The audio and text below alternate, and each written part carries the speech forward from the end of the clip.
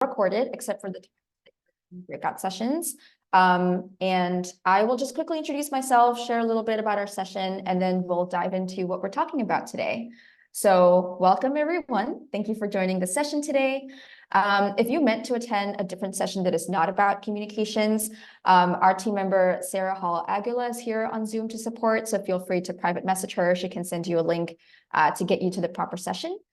To introduce myself, my name is Amanda Liao. I use she and they pronouns, and I'm the communications manager at Spur Local. So again, in this session, we're going to discuss how we might want to approach communications as a form of community building. A big part of what we're going to touch on there is partnerships. So who are we partnering with? How do we approach building those relationships? What are some of our goals when it comes to keeping partnerships in mind? And before we get started, I also just want to remind everyone this is a peer conversation. So the more that you're able to engage with the nonprofit folks in the room, the more you're hopefully going to get out of this session today in terms of ideas, questions you may have for each other. So if you can, feel free to turn your video on, maybe be prepared to turn your audio on later, or to type and interact in the chat. So before we get into our smaller group discussions, I want to start by just setting some context for what we're talking about. There are a lot of different ways we can define community building. The way in which we are going to approach the session today is just to think about, firstly, who that community is, right? Like wanting to identify our audience, as someone asked earlier to clarify the chat prompt question. Who are we thinking of centering? And this can be a different answer, depending on what your goals are coming into it for different things you're thinking about. But who is engaging with you? How do you center them? How do they want to drive and define the sense of community that you're building with them? So I'm not going to get into this too deeply on this slide right here, because this identify your audience worksheet is a tool that you're going to be able to leave the summit with. And you can fill it out in your own time. But essentially, two of the big questions that we want to ask ourselves at the outset is, one, who are my supporters? Who are the people that we're talking to? Again, this can be, the people you serve, right? It can be volunteers, it can be your donors, maybe corporate sponsors, whoever else who you might want to consider a partner. How are each of these different groups benefiting from the relationship that you're building with them? And then consider what are the values or the interests or the backgrounds or maybe the personal experiences that would lead people to care about the work that you do. This is sort of the big why question that is good to kind of have in your back pocket. Why someone chooses to engage with you. This is a way that you can dive deeper into thinking about what they're looking for in terms of getting out of your organization. So once you've identified your people, started considering some of the factors that may have brought them to you, to understand who they are, what they're looking for from you, that's going to inform the way that you tailor your communications to them. So here are just a couple of questions that you can think about going through. One, again, how do they benefit from your relationship? What's in it for them? This can be a sense of impact, right? If they're donating to you, volunteering with you, this can be a connection to their identity that they formed with your organization. Maybe it's about forming a stronger network with other people through you, especially if you have a volunteer base. It can be about recognition in some way. It can also be about expertise, because you're kind of one of the subject matter experts of the issue area that you work in. So maybe they're looking to learn something about that.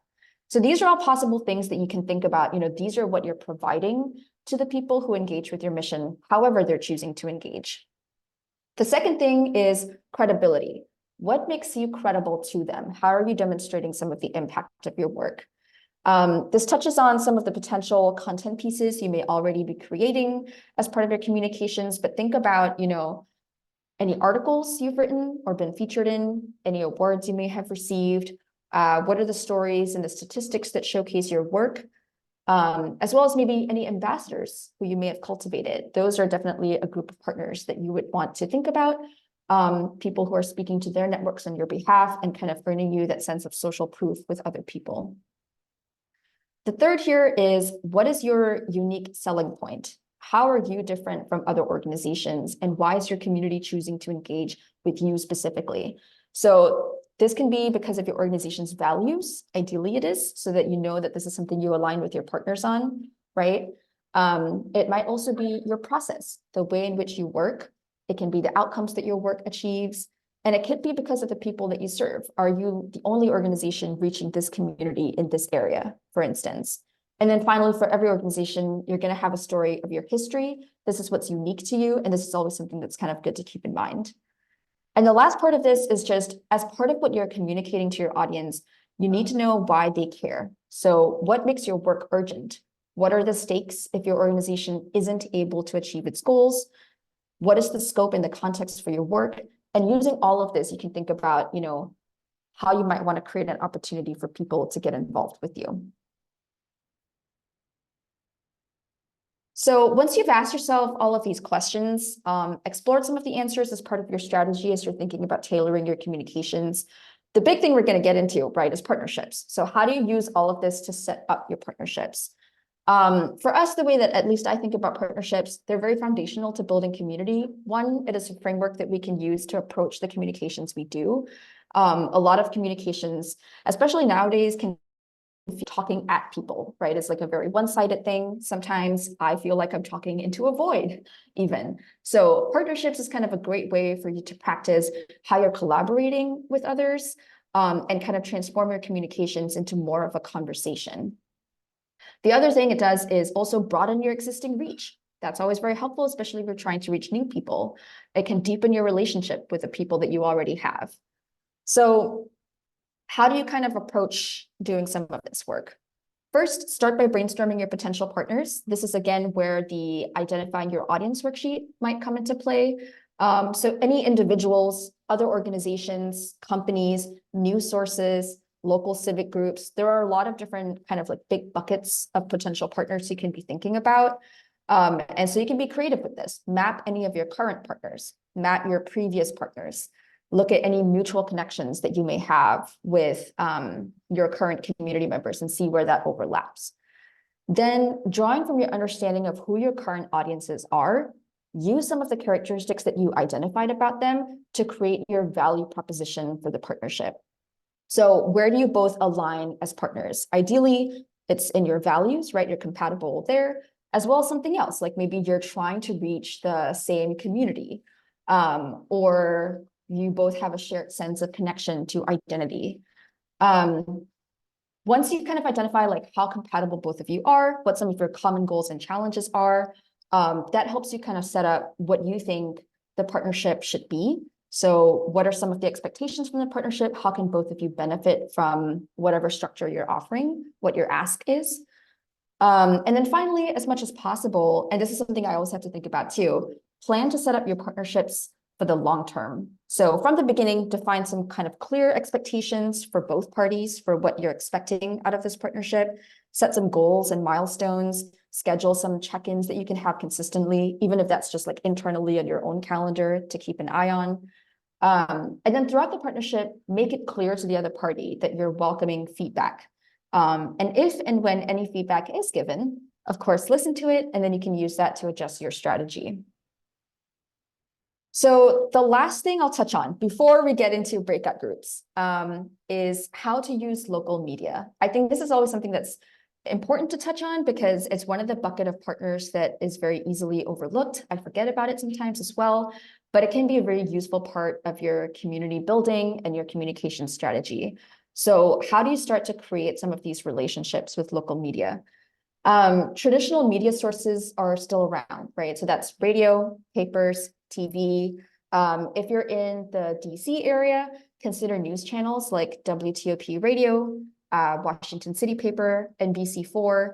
These are all very locally grounded and very community-driven news sources. So a lot of the stories that they're looking for are already about the people who you're reaching. And so they're going to be more likely to be interested in any pitches that you have about the community that you're working with and impacting. So when you start to develop a relationship with them, our tip is to position yourself as a resource and also as the expert in your issue area, because you are, like all of us are. So prepare some pitches throughout the year that you can have in your back pocket to kind of like share when it feels like your story is going to be timely. One of the things that is easiest to do is to make sure that your story fits to what they're trying to focus on rather than the other way around.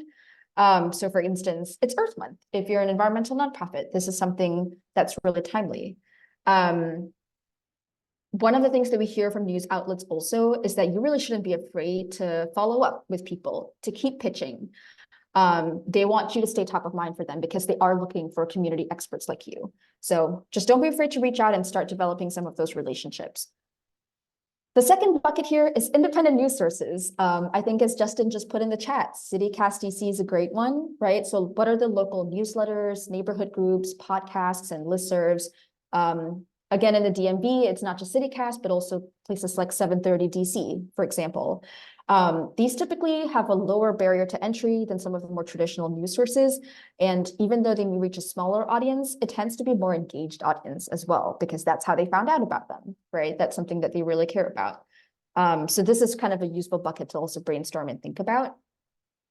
And then lastly, you can ask your current community members where they get their news from. This is really helpful to kind of surface any sources that may be unknown to you.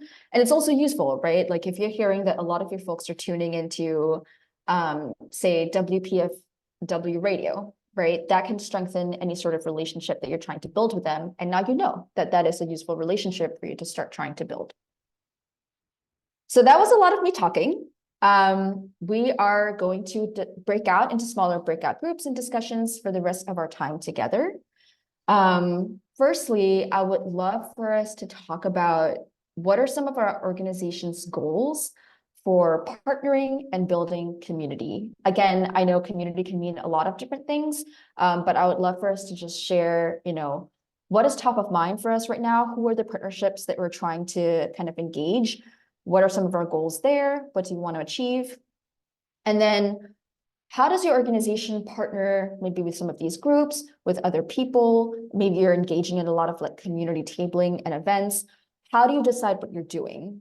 What are some of the factors that you consider when you're making these decisions? So we'll get into groups of about 3 to 4 of us. And hi, everyone. Welcome back.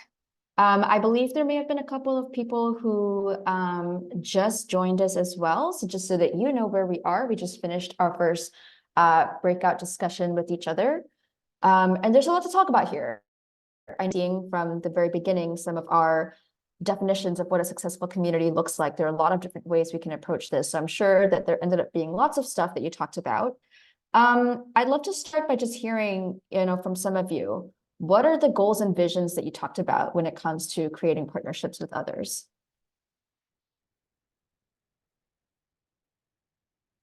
I didn't get to speak much in my cohort because something happened, but I did learn about the ways that the people in our group are leveraging the partnerships to capacity build and also kind of, stay in their lane as people they are looking at.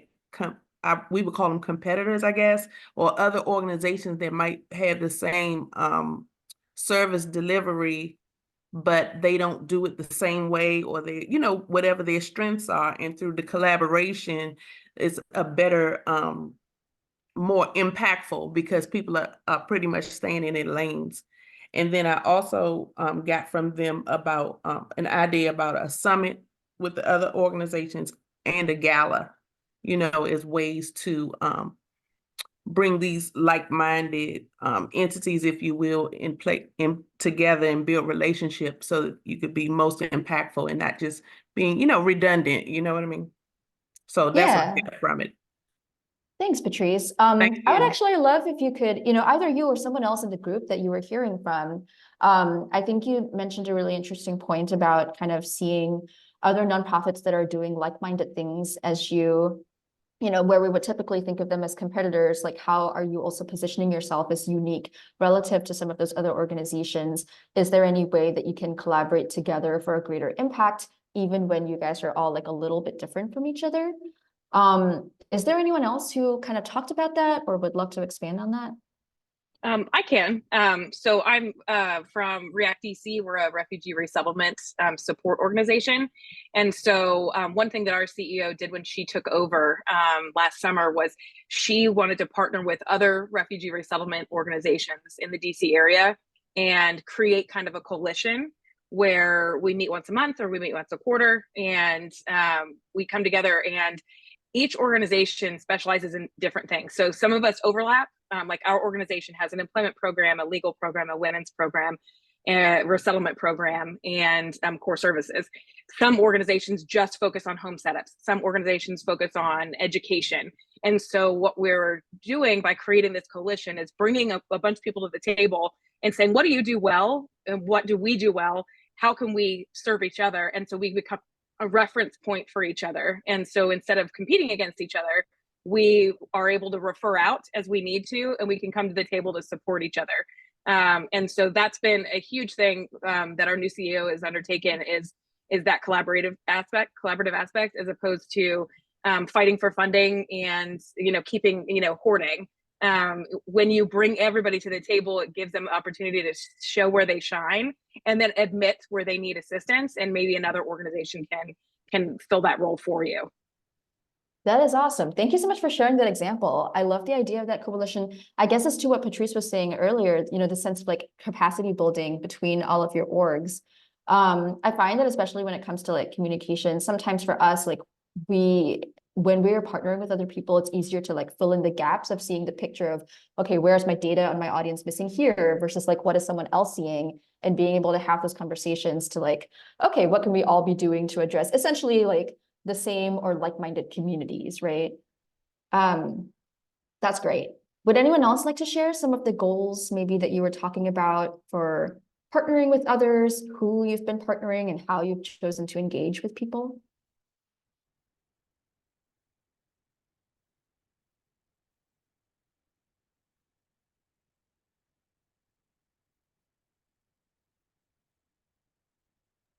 I can share again.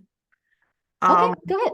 So I live in the Ward 8 community of DC, and that's also where I get, well, I didn't take my program. One of the programs for my foundation is called the Freshman Send-Off, and we send children that are the first in their families to attend college with their dorm and school supplies and support them, through their college life. And the way that I am showing up is I've been getting board appointments to like citizen advisory councils in my neighborhood. I attend different types of coordinating council meetings and a lot of meetings in the community. And I also liaise with my city council member that represents this area in order to find out, where I can be most impactful. And I'm building a partnership with a school, a boys' school that's like a college prep program where most of the children are families of a single parent that have, and they have multiple siblings. So it's a hardship on the family to, support them through college and trying to identify them, to support. So that's how I'm showing up. And I do it through tabling. And I go to these other organizations and I just ask them, how can I serve? And then we build some type of, collaboration and reciprocity there. Yeah, that is really great. Thank you for sharing that specific example too, Patrice.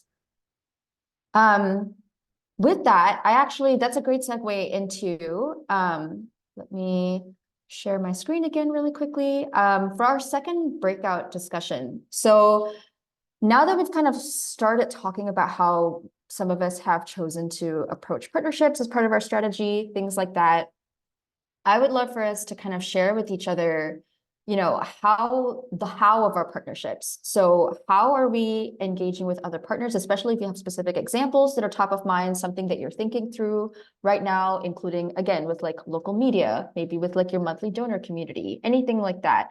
How are you looking to engage with others, including at community events? How did you start to build that relationship that you're thinking about? What was some of the first steps that you were thinking through when you were looking for them as a partner? I will say, if you haven't yet formed a lot of partnerships, but this is kind of an area of growth for you that you want to think about with your strategy, maybe you can share, what are some of the buckets of partners you're hoping to start a relationship with, see if you can't get some ideas from other people in the room. And then if you have the time, what tips do you have for each other around creating successful partnerships? Especially for those who have, maybe have more experience in this area. Is there anything that you wish you knew when you first started reaching out to people So again, I'm going to put these questions in the chat. We're going to get into breakout groups of about 3 to 4 of us. And we'll kind of talk through this before bringing everybody back for a final debrief. Hey, everyone. Looks like we're all back.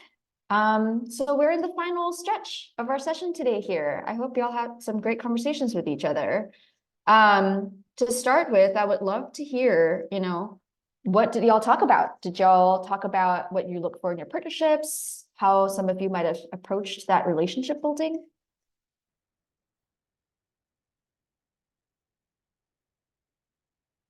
We did. I don't know. You all speak up. We did. We had a good session. And we shared some tips. The tip that I shared that I'll share here is that when I identify someone that might be a potential partner, I do like a deep dive on them. I go through their LinkedIn, their social media to see if we have some mutual friends that might be able to do like a warm handoff, a thing, things like that, so that I can approach them and find out opportunities for collaboration. But I do my research first. That's a great tip. Thank you for sharing, Patrice. I feel like especially on LinkedIn, you can get very interesting data there that you may not get from other, like social media platforms. So that's a great tip. Jennifer, go ahead.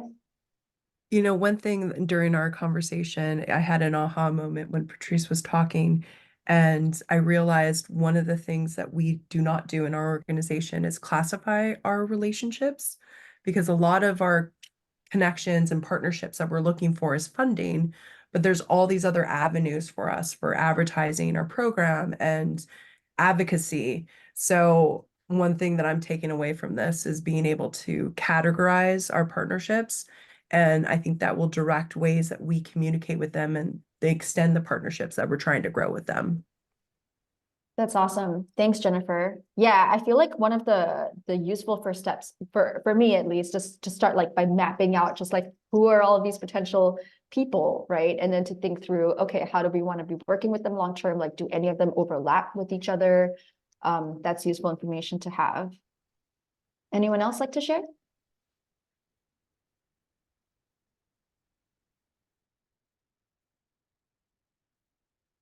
This wasn't said by me, this was said by somebody else in my group, but she was saying that they sent little pins to people who gave above a certain amount, and then one donor was really touched and then called and increased their donation. And so just the like stewardship and doing something for your partners that's not always an ask, whether it's money or do something for us, I think reminding myself that like that helps build the relationship.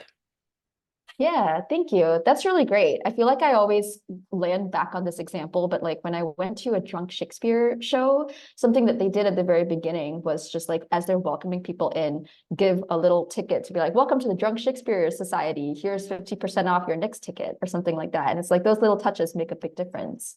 Yeah. Now that I think we're at another minute left for the rest of the session. I just want to make sure that I have some space to open the room. Is there anything else that folks either touched on today or didn't touch on that they were hoping to talk about? Any questions you have, things you want to bring up, that you want to share in our last moments together?